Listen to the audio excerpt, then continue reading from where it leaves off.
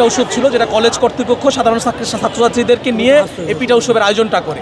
তো এখানে হঠাৎ করে আমরা দেখি যে নাসিরউদ্দিন পাটোয়ারি প্রায় 40-50 জন লোক নিয়ে গেট যে ঢুকতেছে। তখন আমি গেটের সামনে আসি, আমি কলেজ ছাত্রদলের প্রতিনিধি, আমার একটা দায়িত্ব, আমার কলেজে একজন নির্বাচনী প্রচারণ করতে আসবে, আমার তাকে ওয়েলকাম করে। আমি তাকে সালাম দিছি, আমি বলছি ভাই আপনি আমার কলেজে আসছেন, আপনাকে স্বাগতম, কিন্তু ভাই আমাদের কলেজে আজকে একটা প্রোগ্রাম চলতেছে, আপনি কি ইনভাইটেড, আপনাকে কেউ দাওয়াত দিছে? সে বলে যে না ভাই দাওয়াত দিচ্ছেন, আমি কেমন আসতে পারি না। আমি ঠিক আছে ভাই, আপনি আসলে আপনি 2 জন নিয়ে আমার কলেজে আসেন, এতগুলো লোকজন নিয়ে বহিরাগত লোকজন নিয়ে আপনি আমার কলেজে ঢুকেন না, এটা কলেজের বিশৃঙ্খলা তৈরি হবে।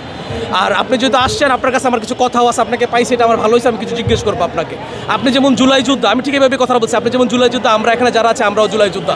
আমরা শান্তিনগর, কাকরাইল এই অঞ্চলটাতে আমরা আন্দোলন করছে এবং আমার কলেজ থেকে একজন শহীদ হয়েছে, যেটা আপনারা একবারও শহীদ আব্দুল্লাহ, যেটা আপনারা একবারও খোঁজ খবর রাখেন নাই।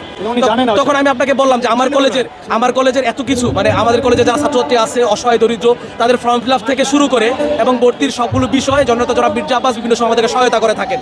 তার পাশাপাশি যারা আমাদের কলেজে অসহায় ছাত্রছাত্রীর পিতামাতাদেরকে আর্থিক সহায়তার জন্য, মানে অসুস্থ থাকলে আর্থিক সহায়তা উনি করে থাকেন।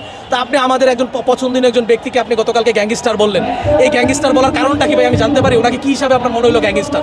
তখনই ওনার লোকজন হই হুল্লোড় করে একটা অরাজকতা পরিস্থিতি তৈরি করে ধাক্কাইয়া, মানে খুব জোর ধাক্কাধাক্কি করে, জোর করে আমাদের লোকজনকে ধাক্কাইয়া সরাইয়া ওনারা ঢুকে আপনারা দেখেন এই যে আমাদের মঞ্চটা, তাই ব্যাকড্রপটা ওনারা ভেঙে ফেলে। এই যে আপনারা দেখেন ব্যাকড্রপটা, আমি তখনও নাসিরউদ্দিন পাটোয়ারিকে ছাড়ি নাই, কারণ ওনার উপরে একটা আঘাত আসলে আমি জানি মির্জা আব্বাসের বদনাম হবে, ওনারা মির্জা আব্বাসের উপরে ক্লেম করবে। আমি নাসিরউদ্দিন পাটোয়ারি ছেড়ে শীতাম, এরপরে ওনারা উপরে উঠে দাঁড়াইছে, আমি ওনার পাশে ছিলাম সর্বক্ষণ, যেন কেউ কোনো অপ্রীতিকর পরিস্থিতি তৈরি করতে না পারে।